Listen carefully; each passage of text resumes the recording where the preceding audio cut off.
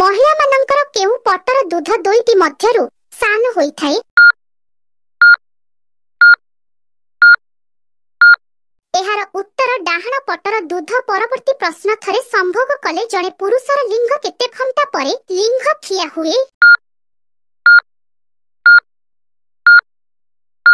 ଏହାର ଉତ୍ତର ଅତି କମରେ 45 ମିନିଟ୍ ପରେ। ପରବର୍ତ୍ତୀ ପ୍ରଶ୍ନ, ସମ୍ଭୋଗ କରିନଥିବା ଝିଅମାନଙ୍କୁ ଗେହିବା ପୂର୍ବରୁ କଣ କଲେ ଯନ୍ତ୍ରଣା ହୁଏ ନାହିଁ ଏବଂ ଅଧିକ ମଜା ଆସେ? ଏହାର ଉତ୍ତର ଲିଙ୍ଗରେ ଓ ଯୋନିରେ ସୋରିଷ ତେଲ ବା ଛେପ ଲଗାଇଲେ। ପରବର୍ତ୍ତୀ ପ୍ରଶ୍ନ, କେଉଁ ପ୍ରକାରର ଝିଅ ପୁଅର ଯୋନି ଓ ଲିଙ୍ଗରୁ ଲାଳ?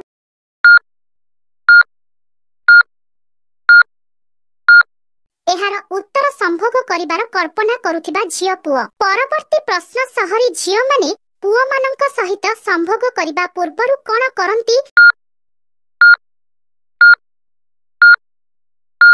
ଏହାର ଉତ୍ତର ଲିଙ୍ଗକୁ ଚୁଷନ୍ତି। ପରବର୍ତ୍ତୀ ପ୍ରଶ୍ନ, ଜଣେ ଝିଅ ପ୍ରଥମ ଥର ସମ୍ଭୋଗ କରିବା ସମୟରେ ପୁଅକୁ କଣ କହିଥାଏ? ଏହାର ଉତ୍ତର କାଟୁଛି ଧୀରେ ଧୀରେ। ପୁରା ଆଜିର ଇଣ୍ଟରେଷ୍ଟିଂ ପ୍ରଶ୍ନ, ନୂଆ ବାହା ହୋଇଥିବା ପୁଅ ଝିଅ ସବୁଦିନ ସମ୍ଭୋଗ କରୁଛନ୍ତି ବୋଲି କେମିତି ଜାଣିବେ?